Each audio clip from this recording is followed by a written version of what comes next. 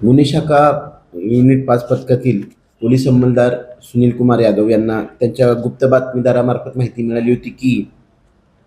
इसम नामे राजा ईश्वर दयाल ठाकरे हा पांढऱ्या रंगाच्या स्विफ्ट गाडीतून एच बी टाऊन चौकात MD विकण्यासाठी येणार आहे अशी बातमी मिळाली होती. सदर बातमी ची पडताळणी करून NDPS ॲक्टमधील तरतुदींचे पालन करून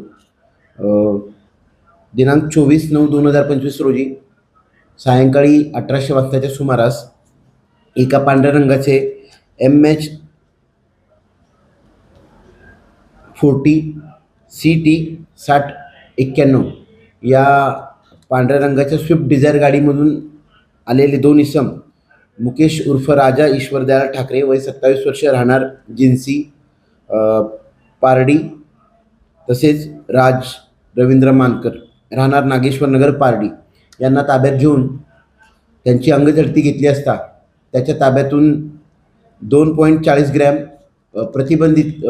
MD हे ड्रग्ज मिळालेले आहे. सदरचे ड्रग्ज हे त्याने त्याचा साथीदार कार्तिक कन्नाके याच्याकडून विकण्यासाठी आणले असल्याची प्रथम कबुली दिल्याने NDPS कायद्याच्या तरतुदीच्या अनुषंगाने एकूण 2.40 ग्राम MD, 2 मोबाईल, एक स्विफ्ट डिझायर गाडी व रोख रक्कम 3,570 रुपये असा एकूण 6,43,570 रुपयाचा मुद्देमाल जप्त करण्यात आलेला आहे. सदर प्रकरणी पोलीस कॉन्स्टेबल सुनील कुमार यादव यांनी दिलेल्या फिर्यादीवरून कळमना पोलीस ठाणे येथे गुन्हा नोंद करण्यात आलेला असून सदर गुन्ह्याचा तपास कळमना पोलीस ठाणे तसेच गुन्हे शाखा युनिट 5 चे पथक करत आहे. सदरची कामगिरी ही माननीय पोलीस आयुक्त नागपूर सरांच्या ऑपरेशन थंडर अंतर्गत माननीय पोलीस आयुक्त नागपूर शहर, सहपोलीस आयुक्त नागपूर शहर,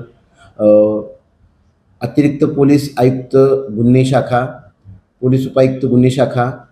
सहाय्यक पोलीस आयुक्त गुन्हे शाखा यांचे मार्गदर्शनाखाली गुन्हे शाखा युनिट 5 च्या पथकातील अधिकारी व अंमलदारांनी केलेली आहे.